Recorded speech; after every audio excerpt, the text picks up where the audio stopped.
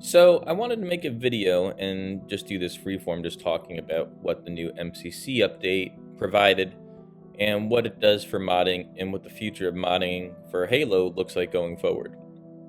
A lot of people have been coming to Discord, coming to our Twitter with questions on SPV3, and we've actually announced on Twitter that SPV3 is no longer in the works anymore, but we still are going to be working on Halo-related projects. I'm going to detail that in a more formal video. I just want to talk about, at least for right now, what's in this update for MCC Season 7, how it changes modding, and try to answer some common questions that people have had. So the first thing to know about this update is it is a re-release of the stuff that Gearbox released for us years ago, and in many ways, in a lot of ways, it's more capable than what Gearbox released. They've done some really good work with this MCC update. The Halo 1 still has some pretty significant issues.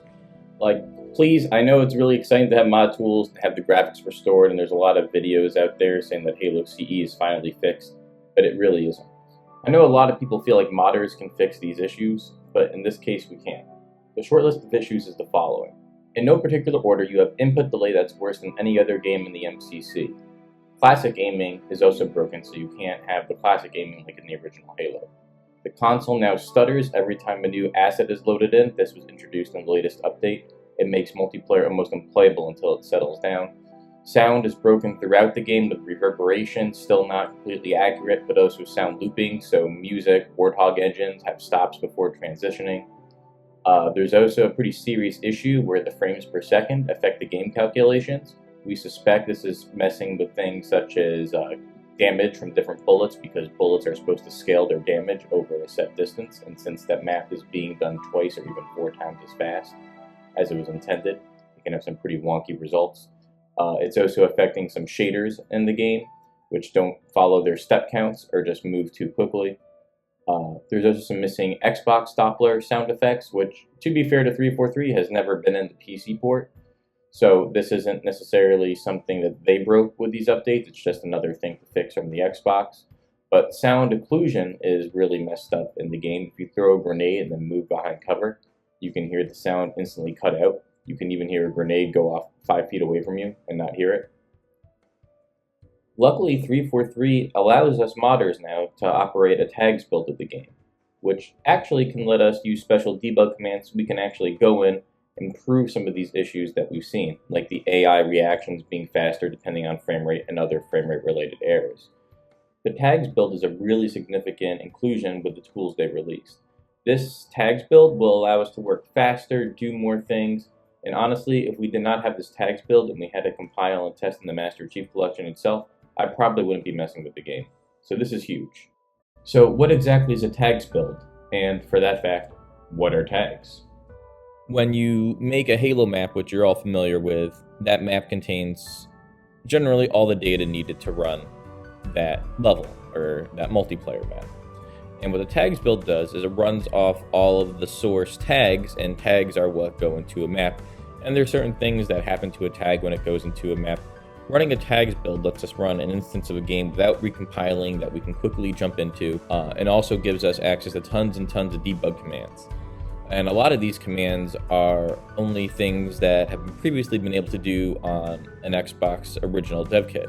I'm one of the few people in the community with one, so if you've ever seen any, giant 8K screenshots of Halo 1 on the Xbox floating around, those most likely came from me. But I've used it to do stuff in seeing how damage gets calculated, AI pathfinding. A lot of that stuff we can do now with that too, which is great because we can actually get damage readouts and improve things that are affected by the tick rate, which remains an issue in MCC. So these tools they gave us, that ability to run directly from tags, is one huge tool. And it like you may have seen me on Twitter complaining a little bit about some bugs in it, but that's to be expected. This isn't a consumer tool, it's a development tool. And those sort of things should be expected, but it's a very, very powerful tool. Capabilities to the mod community to work faster, test things, and have a more comfortable dev environment than we could have even had in Halo Custom Edition. The other thing they did is they updated the 3 pillars of the original Halo toolset. That's Gorilla, which is used for editing tags. That's where you make a lot of your weapon changes, AI changes, set up things like your shaders, things of that nature. It basically is any content that you see in game that you can put a category on. from a biped to a warthog antenna. Each one of those is a different tag, and they're linked together to create the contents of your level. And that's all done in Gorilla. And then you have Sapien, which is like, think of it like a amped up Forge. It's where you place items, you compile scripts that you do in a text editor. That's been given some upgrades too, and I'll go into each of those in a little bit. They're all pretty general things we can talk about. And then there's Tool, which is how you import assets from outside the game, like a bitmap, an animation, a model, into a tag format. And then Tool also is responsible for putting that into a map file at the end of the day. So all three of these things have actually had a lot of features from Halo 2 backported. They've had general improvements for modern hardware. Anyone who's familiar with hearing me talk about the lighting in SPV3 knows it used to take us forever to light things. It's now about 20 times faster.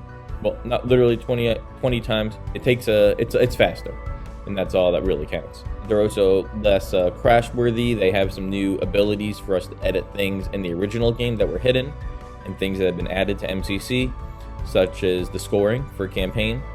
There's the ability now to alter that, and there's also the ability for us to use some new modern software, so we can use newer versions of Mac, we can use newer versions of Blender.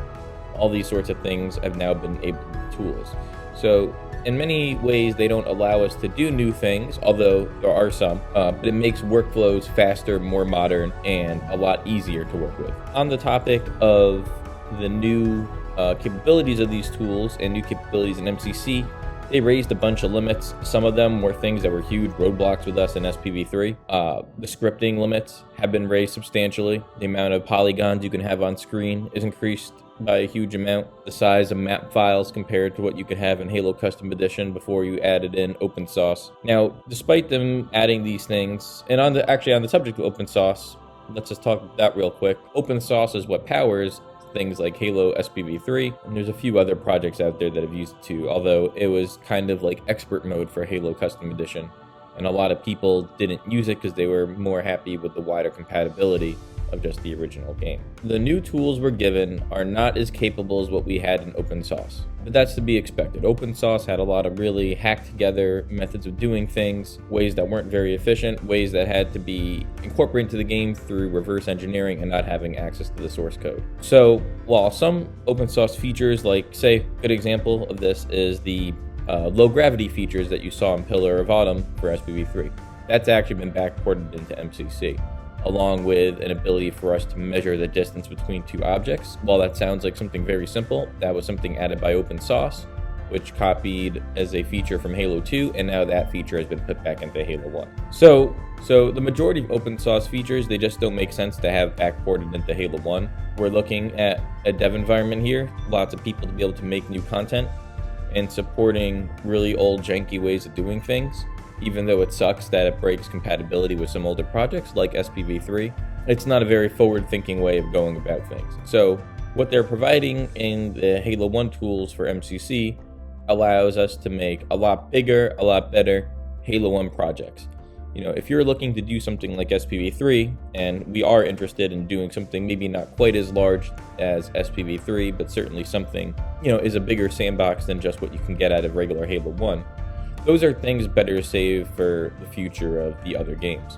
And what's really, for me, the best thing about this update is that we're seeing tools that are more capable than what we had from Gearbox. And you saw what we were able to do with Gearbox. Even things that we take for granted today, like being able to recompile the campaign, those were all things the community had to figure out, and how to reverse engineer the content from the original maps that shipped with Halo PC and Xbox, and find a way of rebuilding the tags from that so we could recompile them again. And that was never perfect. They actually, with this update, released all the original game content for Halo CE, so there's no need for tag extractors anymore. So when we compile the campaign, it's going to have even less errors than SPV3 had when we started, and even less errors than things like Halo CE Refined had. This is going from original source content again.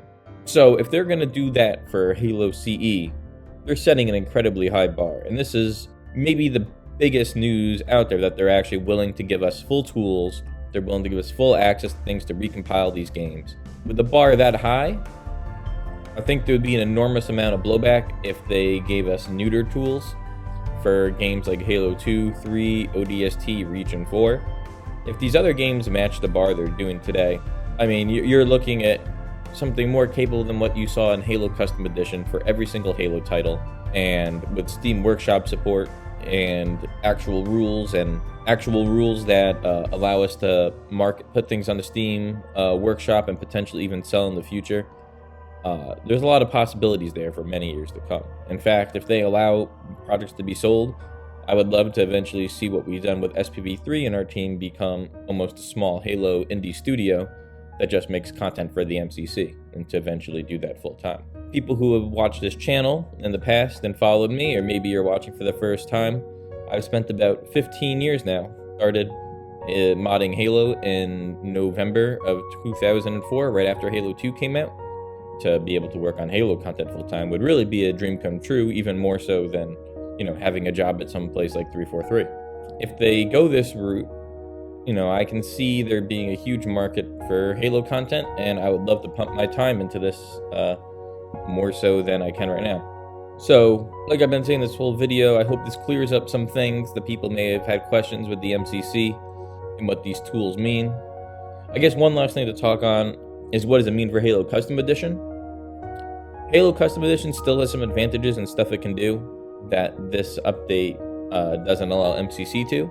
I don't think the advantages of Custom Edition, even with open source, I don't think the advantages of Halo Custom Edition outweigh what we're having here in the MCC tools. I think the ability to have some of these limits lifted, a more modern tool set, and the accessibility in MCC, along with the ability to do online co-op, is really a huge thing, and it's so ripe with opportunity to do a lot of really cool things and do them a lot faster from a development standpoint.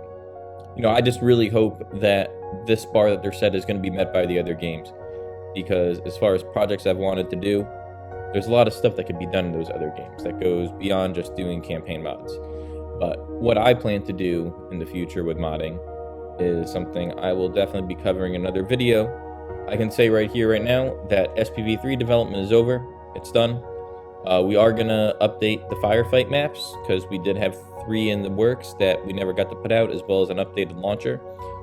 This should go without saying. We're going to keep maintaining SPV3's release, so we're never going to take it down. We're not going to discontinue it. We'll have support forums and keep our channels open so we can help people with it. And it's still a project that we're really proud of and I think offers a lot of fun.